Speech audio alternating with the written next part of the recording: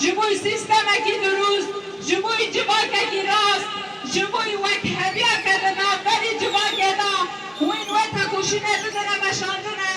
ام جی جواره برخدانه جواره بیان پیمان جواره گلهاتان جواره زهرایان ام سراغ الخوان جبر خدانه وارد بشینه و ام بلیشن هر تم و هیزا گل و ایرادا گل بسر بکمه جبر کو براستی جی دما کو گلک بخواسته گوهان کنه که تهندری جبا گلا چلگه سر راست کنه که تهندری جبا گلا چلگه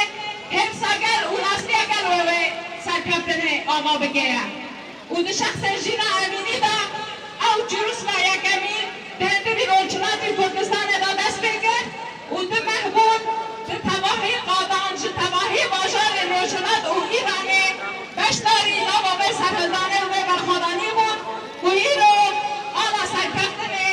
آلا برخدانی هیم بلندر دمه دوزخو بلندر دمه تکوشین بستر دمه تباهی گنه جهره مندن به نتوین خواه کمی نبابه برخدانی بود هیرو روشناتی کردستان و ایرانه به کرد به فرس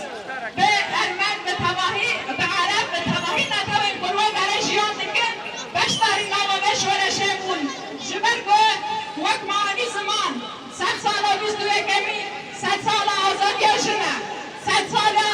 سر راست کردن جباکا چوده سر راست کردن به سالان ذهنیتکی 100 سالان ذهنیتکی چوده نوی جباکه دا به دستی دستاداران خواستن بده روش کردن هیرو خواست سر راستی که هیرو سر آخان بازو مندام یا خواست سر راستی که روچلات تباهی بکاده نه و ونم سر کردن و برخوادانی سر کرده و حفظ و به محبول و دقادان سر کرده. فمن الجانب الإنساني ويحق لمن يقدر على هذه الأرض أن ينتفض على جلاديه. لا نريد أن نتحدث عن سلسلة الإرهاب في دولة إيران كاملة،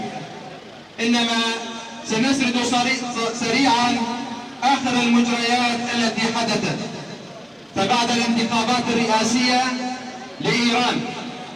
خرج الشعب الإيراني من الطبقة المتوسطة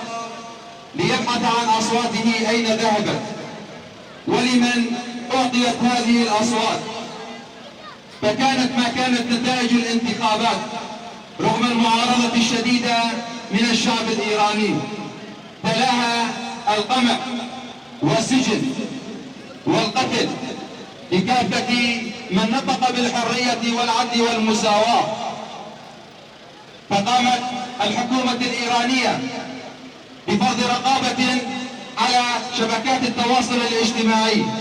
وحرمت الشعب الإيراني من أدنى مقومات الحرية لديه. لم تكتفي بذلك حتى قامت مؤخرا باعتقال الشهيدة في قبل الشرطة الأخلاقية كما يدعون،